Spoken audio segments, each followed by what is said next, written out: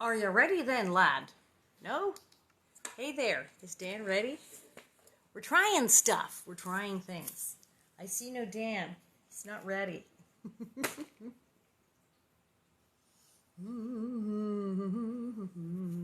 Any minute now, Dan McBride will tell me, yes, he's ready. Are you ready?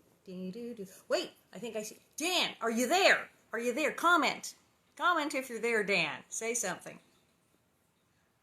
Oh, well, there's Barnaby. Dan McBride, comment if you're there. Do something. Hit a button. Come on.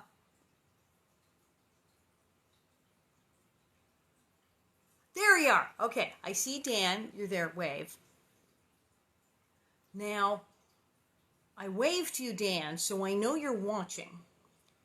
But is your camera on? Because we can bring you in live. I've got several other people whose cameras apparently are doing their thing because it says bring them in live, and I can go boop.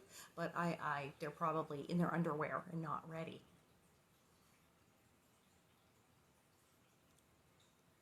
So they're there. I don't know. It's almost story time. We're like ready. I'm gonna have to start soon. Dan, comment or something. Say something. Type something in, and then that'll, bring you in. No? Well, I'm here, and Dan McBride is watching the infamous Henry Riley of the restaurant, that poor man that I hit with chicken and throw bread at. He is actually, yes, we're way early, because Dan and I were going to try this thing out. See, it's like bring them on camera, but it's not saying that for Dan. It's saying it for Sophie. It's saying it for a bunch of people there. Look at that. Robert, hey, Robert L., are you, dressed? Are you, decent? If I, hit bring you on camera, would it work? Ashley, you should be ready. This is so crazy. It has bring you on camera, but no. Oh, it's a nice color. I know. I love it. And I love this teal bonnet. It's so awesome. Well, this is just cray. There you are. Okay, there's Dan. You're commenting. So I'm just going to find you on here somewhere. There you are. You have commented. Now, I'm hitting like, and I'm not sure I should. It doesn't say I can bring you on. Come on, bring in. No. It does not say I can bring you online. Ah, his camera. There you go. Well, we will play with it further, and we will get this sorted so that tomorrow at some point we will have Dan McBride live, and it will be cray, because it always is. So, where am I? What am I doing? Well, we're 4 minutes early, but there's 156 of you already logged. So, early as well. Dan's there, but it's not working. We have not figured out how to bring him in live. If I see the button come up on his thing, because I can see he's there and he's commenting, if I see the thing that says bring him in live, I'm going to go, and then we'll know that it works. Alrighty. Well, it's Wednesday. Yesterday was awesome. It was Tuesday. When we left the baby Grace was missing. Baby Grace wandered off because Ma thought Pa was watching her, and he thought she was in the house with Ma, or that Laura was watching her, and they all went, I thought she was with you, and the kid's long gone. So they were left screaming for Grace and running around, but we know she's in the other book, so we know she lives. But yes, we find her in this chapter. So darn it, Dan's camera is not happening. We see him, but there you are. But there you are. Bonnets. Every time you are near. See, and is this nice? It matches. I know someone recently said, well, you're wearing the same bonnet you wore the other day. Hey, because you keep buying them all. I'm running out. So I got to get some more today. Now, today we have treats. We have treats and things, and we have stuff. So I have, what day is it? Okay, we had National Paper Airplane Day. We already did that, so that happened. So it's Wednesday. Well, it's National Cellophane Tape Day. What would we do with that? And we all call it Scotch. Scotch is a brand, but we all call it Scotch tape because they like Kleenex. We call all the tissue Kleenex. But tape is awesome. Oh, it's Grape Popsicle Day. I have some. Well, I have Otter Pops, but I have some grape ones. I might have to get a grape popsicle. National Senior Health and Fitness Day. Well, that's this has. Am I a senior yet? Nah, like this. I'm 58. I'm 58. So, I am 58, but I'm not 65 yet. I'm not 60 yet, but my husband is. He's senior. We can go to Trader Joe's and get in the line early on senior day, but he has to bring his ID because they don't believe him because he doesn't. It looks good. So, yeah, I don't know. And Dad's like going, can I comment in secret? No. Command for you to activate a screen. I don't know. I'm not seeing it. Yeah, we will figure this out. We have treats today. My friend, Barnaby Marriott of England. He is in Great Britain. He is in Hove, Brighton Hove, or Hove actually, as they call it. And I've known him for ever. You know, Charlotte Stewart, Miss Beadle, actually introduced us. So I actually know Barnaby in real life. And yes, he's on Facebook and Twitter and everything. So I have been to his house, he's been to mine, and he likes things like American biscuits, like homemade Laura Ingalls biscuits. And I, of course, love British cookies and treats and tea, and the tea. Like Pa Ingalls is always drinking tea in the book. So I have my hot cup of tea, but it is not just any tea. I'm going to be awake today because this is not some American wussy tea. No. This is real. This is Tetley tea from England. And they're very serious about their tea. It's like our coffee. It's very funny. When you're an American, you're used to the tea where you put like a bag to a cup as opposed to a bag to a pot. And you go to England and you're like, oh yeah, I'll have some tea. That'll be light. And you're like, what is this, speed? British tea is awesome. So, and do I have something to go with my British tea? So, he sent, this got opened right away. Jammy Dodgers. Jammy Dodgers are a cookie. They are very popular in England, and they are awesome. And they jam in them. That's, see, they're little heart-shaped. They're just little sandwich cookies with little jam in them. So, I'm going to hold on to those for a second, because then he sent penguins. Penguins? Yeah, penguins are like a maze-oid. Hold on, let me open the penguin, show you a penguin. These are great. I've had these before. They come, and they're individually wrapped with a little penguin on the wrapper. These are little chocolate bars. This has gotten kind of melty. They're a little cookie, a chocolate cookie. Nom, nom, nom, nom. A chocolate cookie covered in chocolate. And very messy if it's a hot day. And penguins that need to be kept in the fridge. Dropping my melted penguins everywhere. These Jaffa cakes. Now, these are fancy. Now, they make different kinds of Jaffa cake, but and this is like original flavor here. The original. These are good. They're they sort of seem a little like hobnobs, but smaller. Now, they got a little warm, Barnaby. It looks like they got a little sticky, melty. I don't know what's happening here. They seem to be quite stuck together. These are sort of a soft sandwich cookie thing, and there's some chocolate and some gooey stuff here. And, oh yeah, that's great. I can see. It has a chocolate covering, and it's orange, like Jaffa orange from the Middle East. Yes, Israel. And so it is Jaffa orange and chocolate. Very good. They totally got melty. We're going to have to put those in the fridge. These are fruit gums. Now, Barbie, I opened the package, and as you saw, I resisted ripping into the Jaffa cakes or the others. I did, however, eat like half the fruit gums immediately. These beat your gummy bear or your Swedish fish. These are freaking awesome. So, many, many delicious things, some of which, though, got rather melty and icky poo, and I will have to put in the fridge. But I'm okay. I got tea. Now, this is going to take 3 days to chew. I may have to say this, yeah, dentist nightmare complete, because this is going to, like, rip my fillings out right now.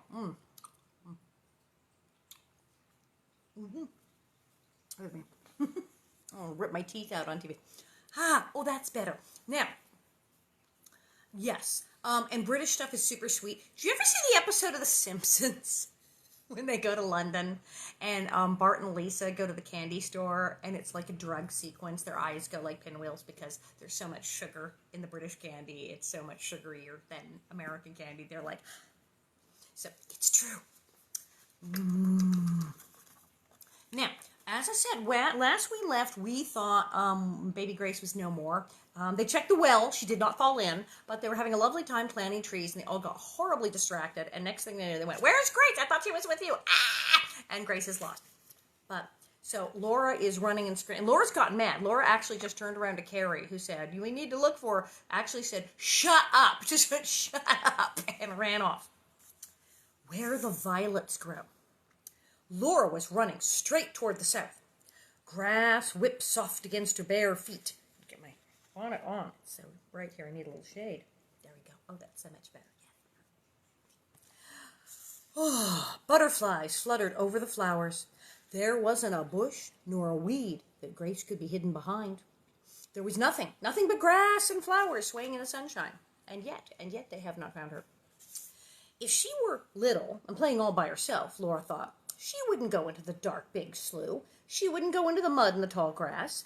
Oh, Grace, why didn't I watch you? She thought. Sweet, pretty little helpless sister. Grace, Grace, she screamed. Her breath caught and hurt in her side. I mean, they're all running and screaming at this point. Ma is flipping out. She ran on and on. Grace must have gone this way. Maybe she chased a butterfly. She didn't go into big slough. Oh, she didn't climb the hill. She wasn't there. Oh, baby sister, I couldn't see you anywhere east or south on this hateful prairie. Grace. And, they checked the well, but she's right. And she's right. She's thinking, nah, she wouldn't have gone in there. That's no fun. So, the horrible, sunny prairie was so large. No lost baby could ever be found on it. Ma's calling and Pa's shouts came from big slough. There were thin cries lost in the wind, lost on the enormous bigness of the prairie. Yet they're all down by the stream, thinking, oh, did she drown? Laura's breathing hurt her sides, under her ribs. Her chest was smothering, and her eyes were dizzy. Her eyes were dizzy. That must have hurt. She ran up a low slope. Nothing, not a spot of shadow was anywhere on the level prairie all around her. She ran on, and suddenly the ground dropped before her. She almost fell down a steep bank. There was Grace. There, in a giant pool of blue, sat Grace. The sun shone on her golden hair, blowing in the wind. She looked up at Laura with big eyes as blue as violets. Her hands were full of violets. She held them up to Laura and said, "Sweet, sweet." She found the flowers. Says that she went running in the flowers. She didn't go to the river. She went straight to the flowers. Laura sank down and took Grace in her arms. She held Grace carefully and panted for breath. Grace leaned over her arm to reach for more violets. They were surrounded by masses of violets blossoming above low spreading leaves. Violets covered the flat bottom of a large round hollow. All around this lake of violets, grassy banks rose almost straight up to prairie level. There in the round, low place, the wind hardly disturbed the fragrance of the violets. The sun was warm there, the sky was overhead. The green walls of grass curved all around, and butterflies fluttered over the crowding violet faces. Laura stood up and lifted Grace to her feet. She took the violets that Grace gave her and clasped her hand. "Come, Grace," she said, "we must go home." She gave one look around the little hollow while she helped Grace climb the bank.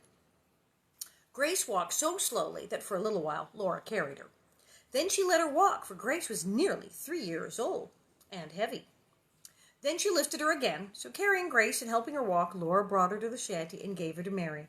Then she ran to the big slough, calling as she ran, "Pa, Pa, she's here!" She kept on calling till Pa heard her and shouted to Ma, far in the tall grass. Slowly, together, they fought their way out of the big slough and slowly came up to the shanty, draggled and muddy, and very tired and thankful. "Where did you find her, Laura?" Ma asked, taking Grace in her arms and sinking into her chair. Laura hesitated and said, "Pa, could it really be a fairy ring?" "It is perfectly round. The bottom's perfectly flat. The bank around is the same height all the way. You can't see a sign of that place till you stand on the bank. It's very large, and the whole bottom of it is covered solidly thick with violets. A place like that couldn't just happen, Pa. Something made it." "You are too old to believe in fairies, Laura," Ma said gently. "Charles, you must not encourage such fancies." "But It isn't like a real place, truly, Laura protested. And smell how sweet the violets are. They aren't like ordinary violets. They do make the whole house sweet, Ma admitted, but they are real violets, and there are no fairies. You are right, Laura. Human hands didn't make that place, Pa said. But your fairies were big, ugly brutes, with horns on their heads and humps on their backs. That place is an old buffalo wallow. You know buffaloes are wild cattle. They paw up the ground and wallow in the dust, just as cattle do.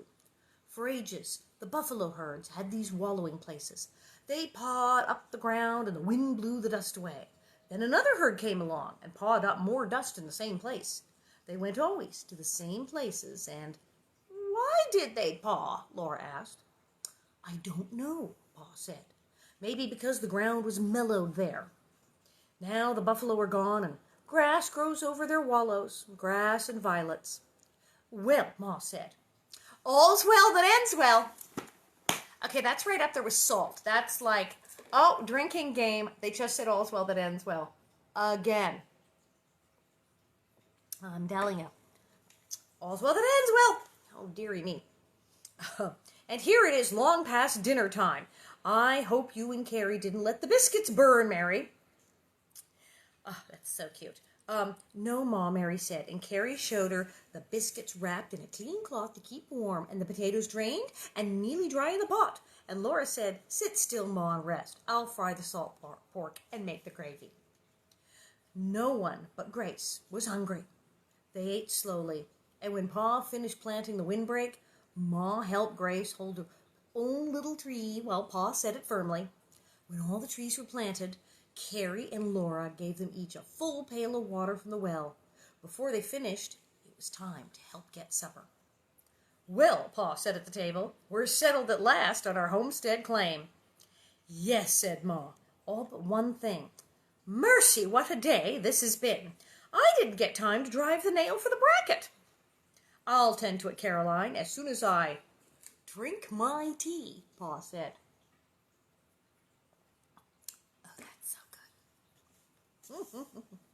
He took the hammer from his toolbox under the bed and drove a nail into the wall between the table and the whatnot.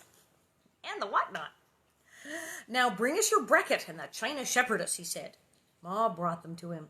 He hung the bracket on the nail and stood the china shepherdess on its shelf. Her little china shoes, her tight china bodice, and her golden hair were as bright as they'd been so long ago in the big woods. Her china skirts were wide and white, her cheeks pink, and her blue eyes as sweet as ever. And the bracket that Pa had carved from Ma's Christmas present so long ago was still without a scratch, and even more glossily polished than when it was new. Over the door, Pa hung his rifle and his shotgun, and then he hung on a nail above them a bright new horseshoe. Well, he said, looking around at the snugly crowded shanty, a short horse is soon curried. Wait, what? This can't all's well that ends well. And now, a short horse is soon curried. Ah, well, yes. Because a little pony with your to brush the horse, that's currying. It's like detailing your car, currying the horse. And if it's only a little horsey, well, then it's... So I guess what a small house is soon clean, a short horse is soon... I don't know. That's hilarious. This is our tightest squeeze yet, Caroline, but it's only a beginning. Ma's eyes smiled into his eyes, and he said to Laura, I could sing you a song about that horseshoe. Of course. She brought him the fiddle box, and he sat down in the doorway and tuned the fiddle. Ma settled in her chair to rock Grace to sleep. Softly, Laura washed the dishes, and Carrie wiped them, while Pa played the fiddle and sang. We journey along quite contented in life and try to live peaceful with all. I looked this song up and it's really slow and like strange and boring. I bet he sang it way faster than this. We keep ourselves free from all trouble and strife, and we're glad when our friends on us call. Our home, it is happy and cheerful and bright. We're content and we ask nothing more. There's a reason we prosper. I'll tell you now. There's a horseshoe hung over the door. Keep the horseshoe hung over the door. It will bring you good luck evermore. If you would be happy and free from all care, keep the horseshoe hung over the door. Okay, I should do that. I don't have a horseshoe. It sounds rather heathenish to me, Charles, Ma said. Oh, right on cue. I'm amazed that actually he made it to the song. I am amazed that it took Ma like the entire minute and a half to say, horseshoe. Wait, that sounds heathen.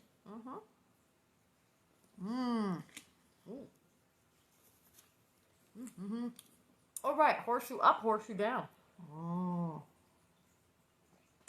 There's two ways to say that. If you put the horseshoe whoop, this way and the luck catches in it and it doesn't fall out. And then they say, oh no, you put the horseshoe this way and like a magic pot of gold, it spills the good fortune and luck on your doorway.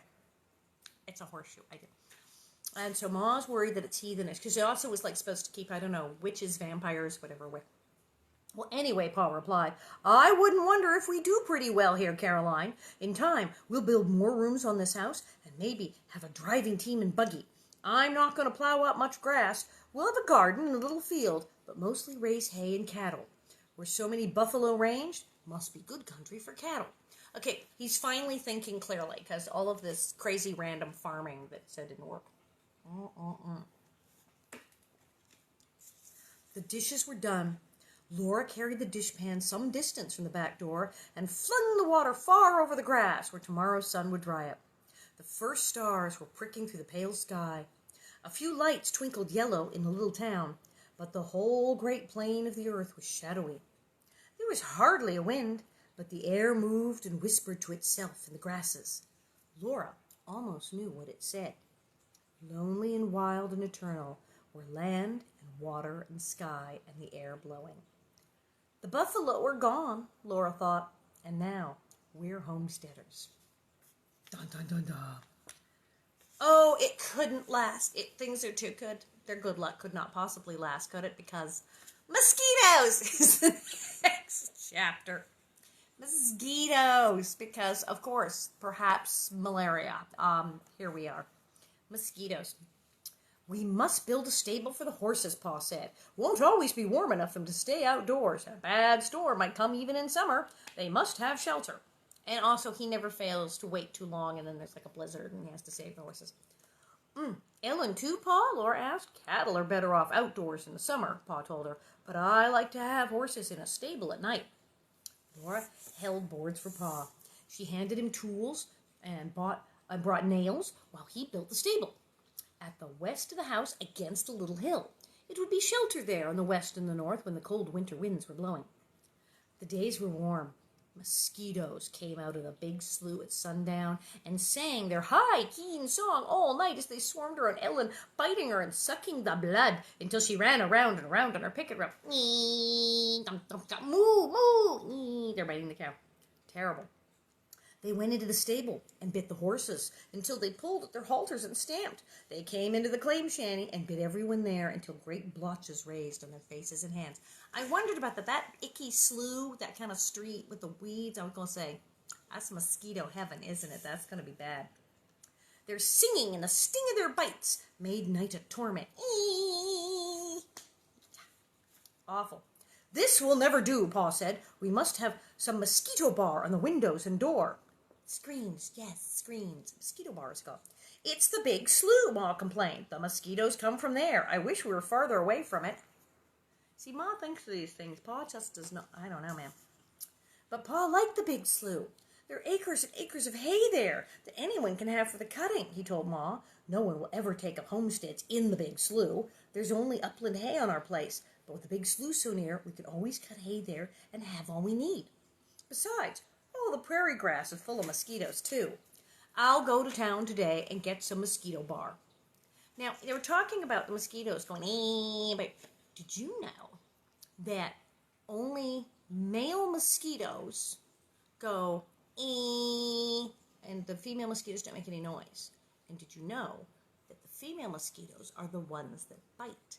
And the males don't. Now, I read this. Someone who knows more about bugs might tell me, nah, actually, it's totally made up. It might be. But I was reading that the male mosquitoes make the noise and the females biting. So if you hear, you're totally safe. If you don't hear anything, then you're going to be bitten by mosquitoes. So, yeah, it's not overly helpful knowing that. It's kind of terrifying. Yeah, slough, sloth. I was like, the sloth, the slough. I think it's slough. And I'm not sure, but I was in De Smet, South Dakota, and they drove us out to where it was, and I think they said slough. But, because it's or it could be the slough, or slough, rough, tough, through, which I don't know. So, someone from South Dakota, tell me, is it the slough or the slough? Slow. Oh, complicate things, it's pronounced slow in Pilgrim's Progress. Maybe it's the slow. That sounds good. We'll go with slow. Pa brought yards of pink mosquito bar from town and strips of lumber to make a frame for a screen door. So back then, if you wanted screens on your windows or a screen door, you had to get pink netting. Why did it have to be pink? That's so strange. While he made the door, Ma tacked mosquito bar over the windows. Then she tacked it to the door frame, and Pa hung the screen door. That night, he built a smudge of old damp grass. The smoke would drift before the stable door. Mosquitoes would not go through the smoke. Pa made another smudge so Ellen could stand in the smoke, and she went at once and stayed there. Pa made sure there was no dry grass near the smudges and built them up so they would last all night. There, he said, I guess that fixes the mosquitoes. But they didn't do that when they all got malaria, so they're getting smarter. But yeah, there he is building fires to keep the mosquitoes away. I guess that works. Because they didn't have mosquito repellent. We have like all sorts of mesh in our windows and stuff now.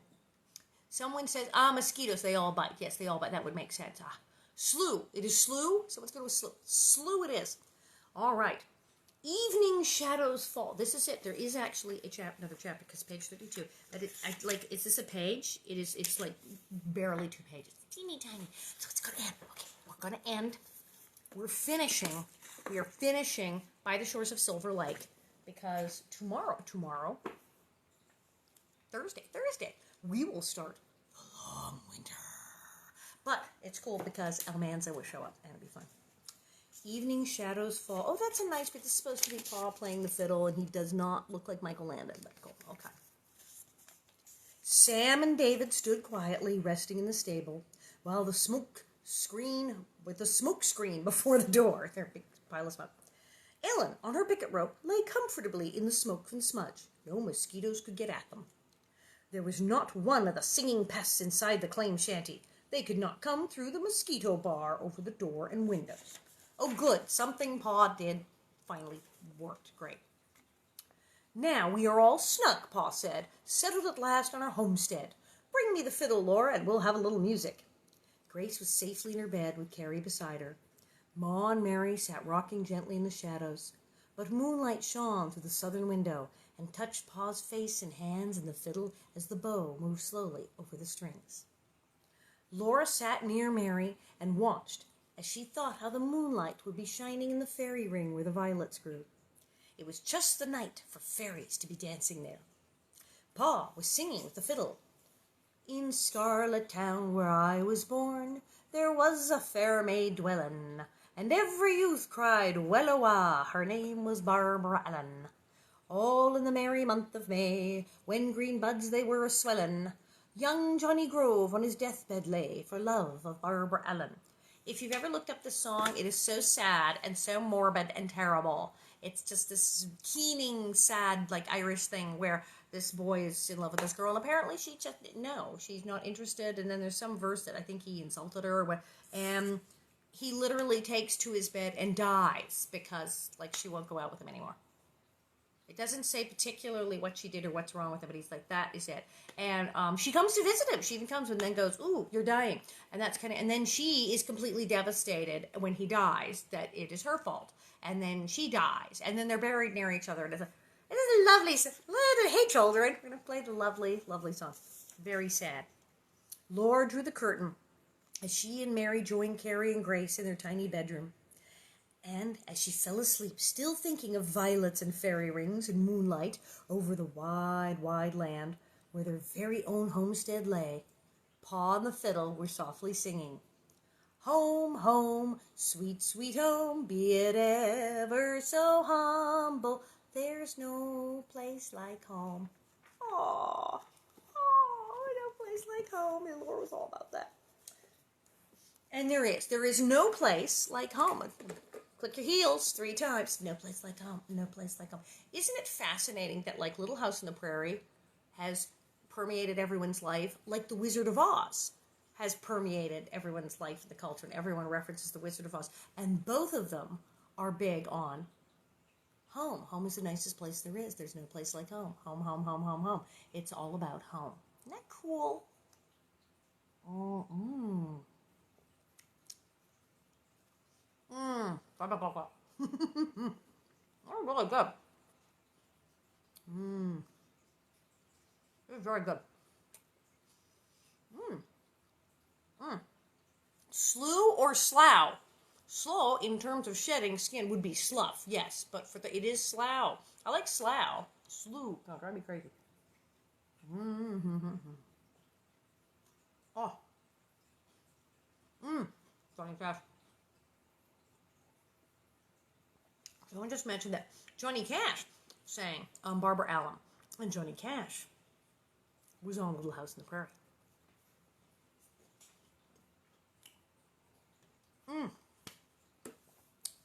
I tell you, yeah, I'm going to be bouncing off the walls. I think I'll go do 27 loads of laundry and scrub the floors now because I've had a jammy dodger and a cup of British tea, so I'm going to be vibrating. There's so much caffeine and sugar in the British cookies and the tea. I'm going to be like, so, well, we're getting a lot done today. Thank you, Barnaby. Yes, I'll have to find some, I don't know. I guess the mail is so slow. I think at FedEx, I could make a pan of biscuits and wrap them up very tightly in plastic and maybe send them to England. So, totally happening. Thank you guys. So that was a good one. So tomorrow. Long winter. It sure is. But they do almost freeze to death and everything's terrible. But good old Almanzo does show up and is wonderful. And he's very helpful, thank heavens. Yes, daily bread. Yeah, all about not having any food. Here I see Cap Garland. Almanzo and Cap Garland go, and they bring back the food and save everyone. So, yay! We'll be doing that. But I am home, and I will stay home for a spell, I think. Because I got my stuff. I'm going to go to the post office soon, because bonnets. I'm packing them up. And, look, no polish, but they look good. They look good. They're growing out. I had the acrylic. It's so funny. I had really short hair and really long nails.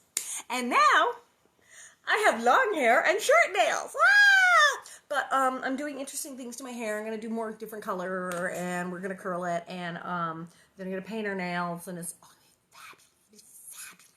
fabulous. So take care, and wash your little hands. Wear your little masks with your little bonnets. We should get like a detachable bonnet that goes with the mask. And I will see you tomorrow. We will do the long winter, and I'll talk to Dean about it, and we will figure out how to get Dan McBride on here, and everything will be fabulous. See you tomorrow.